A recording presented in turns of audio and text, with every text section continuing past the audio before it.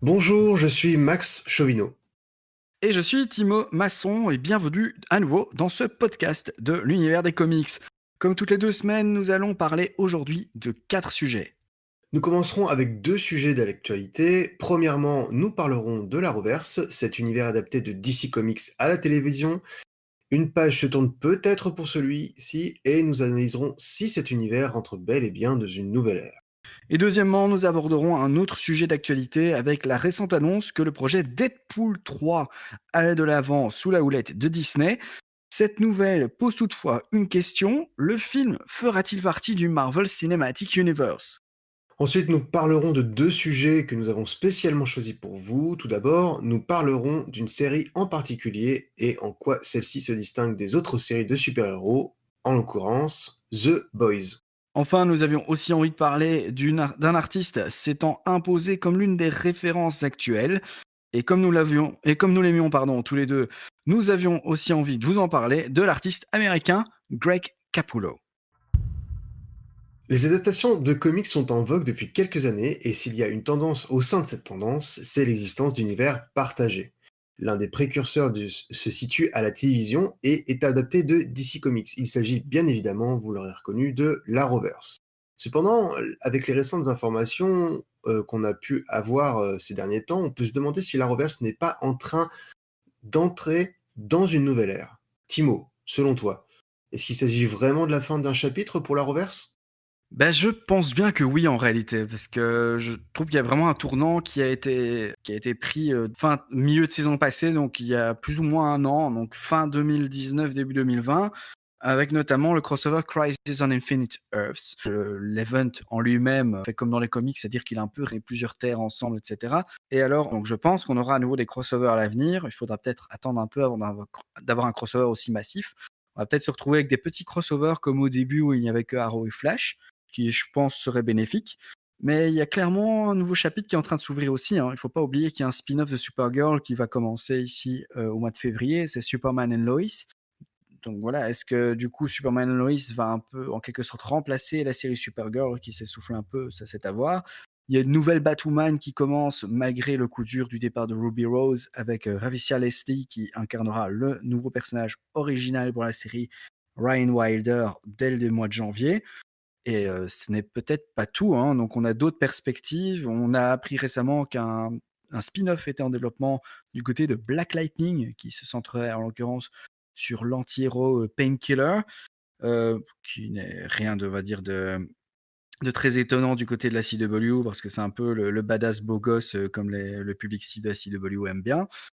Mais il y a aussi, une série Wonder Girl dont on a appris le développement aussi récemment. Un personnage qui est à nouveau, qui fait à la fois communauté LGBT, qui est à la fois, latina, donc la CW essaye absolument d'avoir plein de personnages au niveau de promouvoir sa diversité. Donc ça ne m'étonnerait pas que le projet, passe vu qu'il a énormément de potentiel de ce côté-là. Donc clairement pour moi, c'est seulement un chapitre qui se tourne et on rentre vraiment dans une nouvelle ère pour la Rovers. Oui, tout à fait. Donc du coup, que les fans se rassurent, ceux qui nous écoutent, la Rovers n'est pas terminée, il est juste modifié.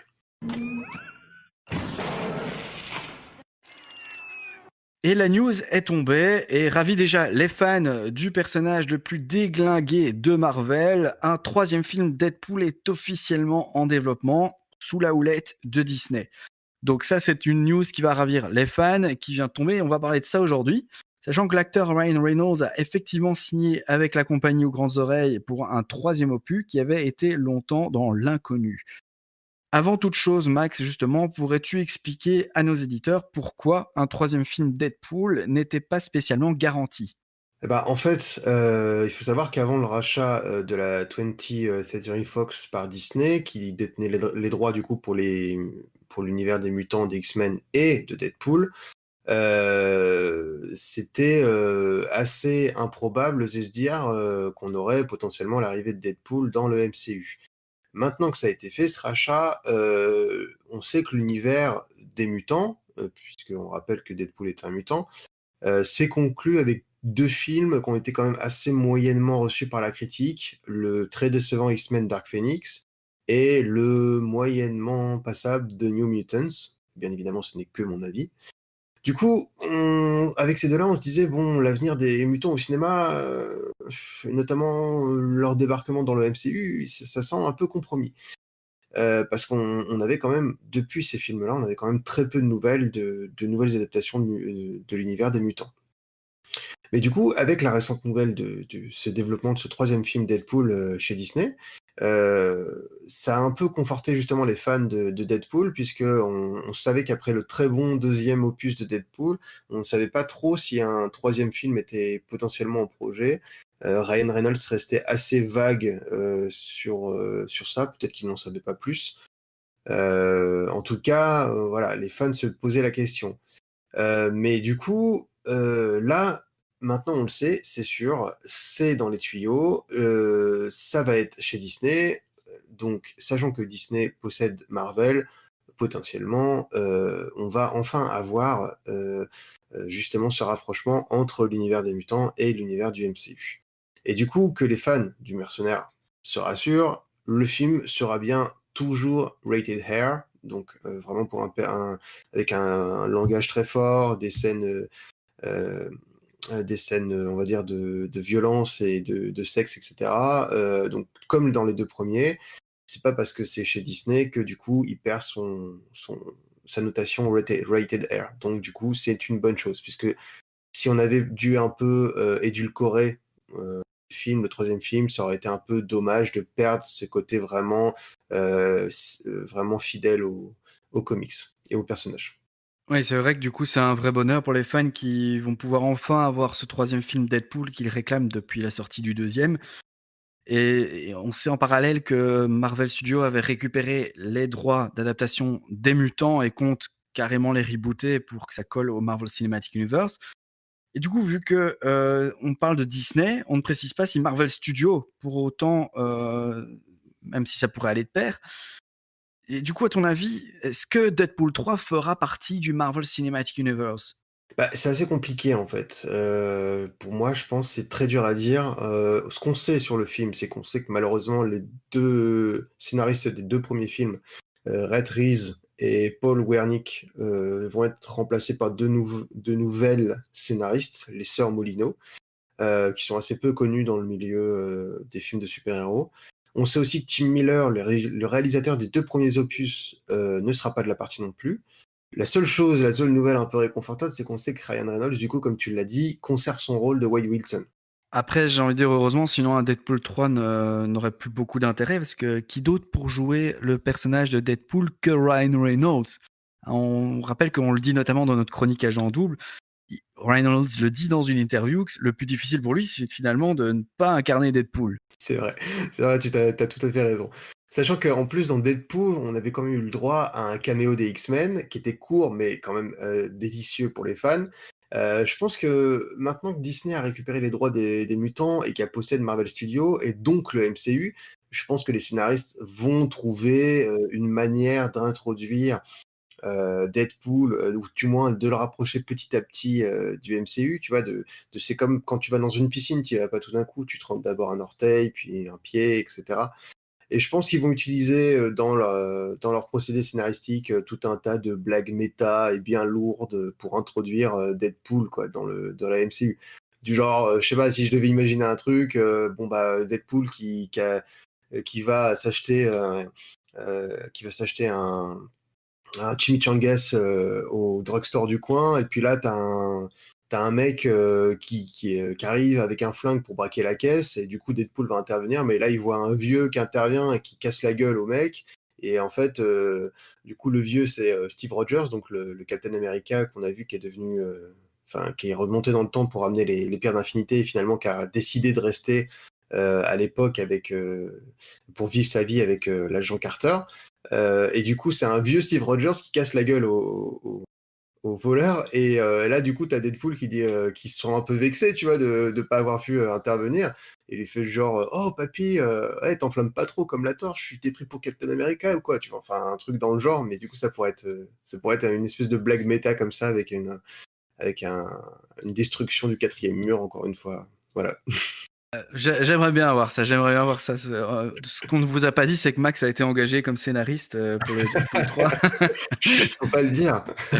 Bah, en tout cas, ce qui est sûr, c'est que Deadpool, c'est peut-être le personnage qui est le plus facile d'intégrer dans le MCU sans trop changer parce que vu qu'il brise le 4e mur et cetera, ça peut être peut-être facile de le changer de réalité, surtout qu'on est déjà familier avec ça dans les comics et cetera. Deadpool qui voyage entre les univers pour tuer tout le monde et cetera.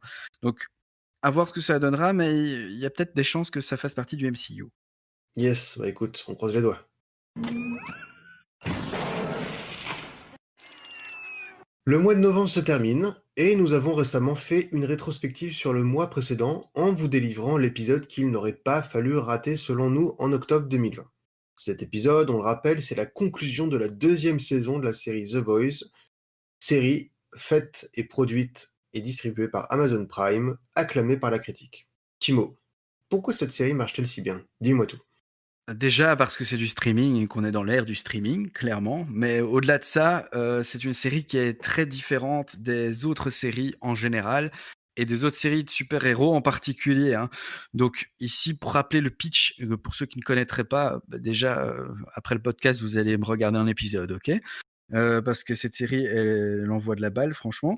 Mais c'est une série de super-héros où les super-héros sont pas vraiment les gentils. Donc justement, on a des personnages très arrogants, très médiatisés, un peu une imagination, ce qui se passerait si c'était comme ça dans la vraie vie en réalité. Dans ce point de vue-là, du coup, c'est assez réaliste. C'est vraiment le super-héros sous un autre angle. C'est pas le super-héros idéalisé, loin de là. Et alors en plus de cela, bah, justement pour coller à ces personnages un peu tendancieux parfois. On a une série qui se veut, pas tout public du tout, dans le sens où on a des scènes de sexe, mais là on a aussi, on a beaucoup, beaucoup, beaucoup, d'action et on a surtout pas mal de scènes, assez gore, hein, dès le début du premier épisode. Non, mais c'est vrai qu'il y a vraiment des scènes complètement what the fuck. Je me rappelle dans la saison 1, il y avait cette scène où ils sont dans une pouponnière de super-héros et t'as un bébé qui tire des lasers avec les yeux et ils utilisent le bébé pour se défendre contre des gardes qui arrivent, qui essayent de les capturer, tout. Enfin, c'est vraiment n'importe quoi. Du coup, c'est clair que, comme tu l'as dit, la série se démarque vraiment par tout ce que tu as développé et c'est sans doute ça dont le téléspectateur lambda va s'apercevoir. Mais au fond, dans cette série, qu'est-ce qui la rend vraiment si intéressante et prenante selon toi? Ah ben c'est vrai que comme tu l'as dit, c'est la façade, hein, tout ça. Et derrière ça, il y a toute une critique générale de la société, ce qu'il y a aussi dans le comics en réalité, c'est très bien rendu dans la série. Je pense que la série va même plus en profondeur parce qu'il y a des sujets d'actualité, qui sont déjà traités et qui sont très, très récents et ce qui est de plus critiqué, on va dire, c'est la société de consommation, la médiatisation, la marketisation de certaines marques. Et c'est vraiment le cas ici avec les super-héros. Donc les super-héros appartiennent à une entreprise et il faut vraiment vendre leur image. Ça reste des produits de marketing. Donc ça, c'est vraiment la chose principale et alors après on va avoir tous des sujets un peu connexes. On va notamment avoir, tout ce qui est féminisme, la campagne MeToo auquel on fait des références, avec tous les scandales, de harcèlement sexuel. Heu et le fait de mettre en avant absolument des femmes pour montrer que la société prône la diversité, alors que derrière, c'est peut-être pas forcément le cas. De la même manière, on va avoir la mise en avant de personnages LGBT, ou de personnes LGBT juste pour, mais à nouveau dorer le blason de la société et donc la mauvaise utilisation entre guillemets de la cause LGBT pour au lieu de simplement, promouvoir l'idéologie qu'il y a derrière, c'est vraiment à nouveau pour, une fausse diversité et à propos de diversité justement, il y a un autre sujet surtout dans cette 2e saison, mais je vais pas vous spoiler, hein, parce que ça sert à rien, ce n'est pas gentil. On parle aussi pas mal de racisme, même de nazisme, ici dans cette 2e saison, donc ça va assez loin dans les sujets et c'est ça aussi que la série pardon, va critiquer en filigrane tout le long de la série. Tout à fait. Tout à fait. Mais du coup, est-ce que tu peux quand même nous dire quel est ton personnage préféré dans la série? Alors je dirais que c'est, Homelander parce que je suis totalement en accord avec ce qu'il dit. Non, je déconne évidemment, c'est pas non, je dirais que c'est, je dirais que ça reste Yui parce que finalement Yugi, ou, Parce que c'est peut-être le personnage le plus normal et il se retrouve dans cette intrigue, il a rien demandé, il est vraiment, jeté là-dedans au milieu de tout ça et il se retrouve finalement à se battre pour une cause parce que sa vie a totalement changé et ouais, ça reste un type simple et j'aime ça les types simples. Et toi, ce serait qui? Bah, dans l'équipe des super-héros, j'en ai pas trop de préférés, mais j'aime bien Black Noir parce que du coup, il est rien et le nom est assez drôle parce que si on traduit vraiment tout en français, ça fait noir noir. Mais dans l'équipe des boys, mon préféré, c'est peut-être mon côté un peu cocorico, mais Frenchie, ça reste mon préféré. Cocorico, effectivement. Mais il y a pas de souci avec ça, évidemment.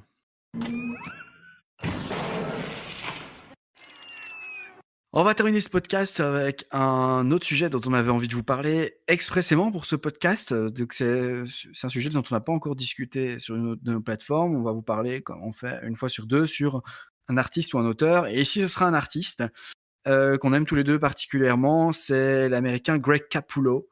Alors Max, que peux-tu nous dire sur cet artiste de renom? Et ben, comme tu l'as dit, Capullo, c'est un dessinateur, un encreur américain de comics qui a fait ses premiers pas dans l'univers des comics. Pas nous, hein, l'univers en général. Malheureusement, oui, il fait pas Malheureusement, partie de l'équipe encore. pas encore. On est en train pour parler avec lui pour le recruter, mais on vous en dira plus tard. Donc il fait ses premiers pas chez Marvel. Là, il va commencer à travailler sur des séries comme Quasar, What If, X-Force. Puis ensuite, il va rejoindre Image Comics, qui à l'époque était un peu un, un studio de création de comics un peu indépendant, donc avec des titres comme Spawn, Angela, The Hunt.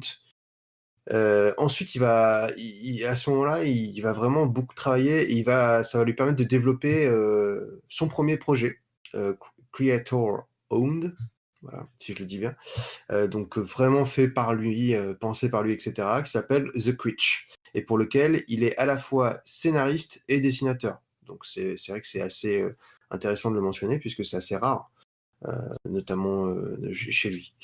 Et du coup, le grand public vraiment va découvrir le travail de Capullo à partir du moment où il va arriver en 2011 chez DC Comics, parce que c'est là où il va se mettre à travailler avec un autre artiste, enfin un autre auteur de comics que vous connaissez, dont on a parlé, qui s'appelle Scott Snyder.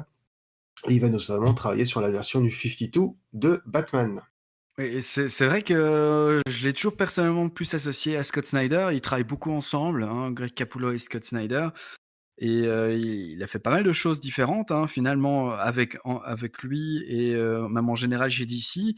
Si je m'abuse, tu vas me dire si j'ai tort, hein, mais tout ce qui est le deuil de la famille de Batman, c'est pas Capullo justement?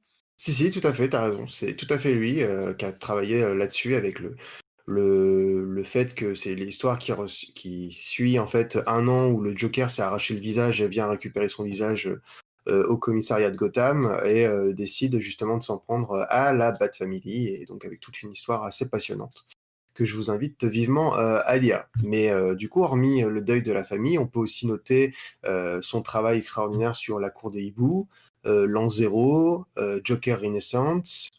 Évidemment, récemment, on ne peut pas passer à côté de l'excellent Last Night on Earth.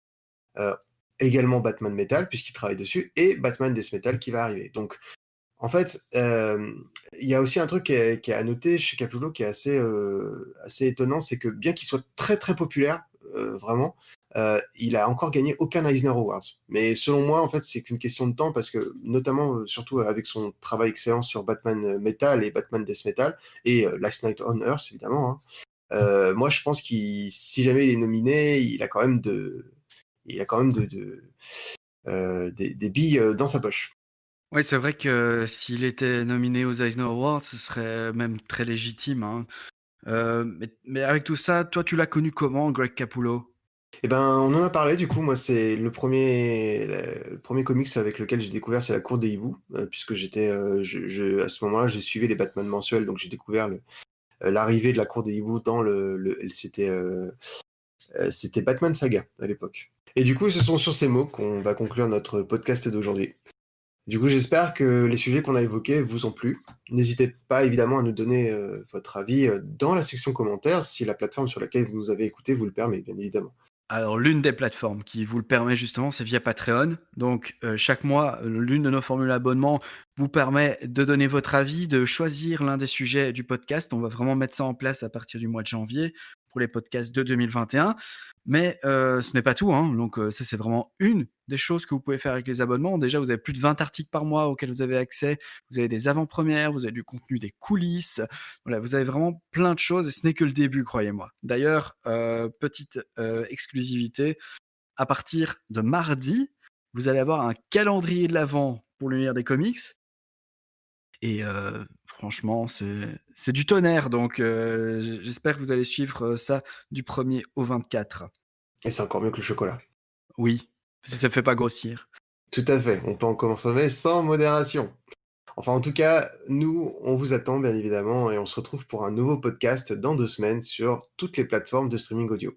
En attendant, prenez soin de vous, passez un bon week-end et une bonne semaine et à la prochaine. Ciao, ciao.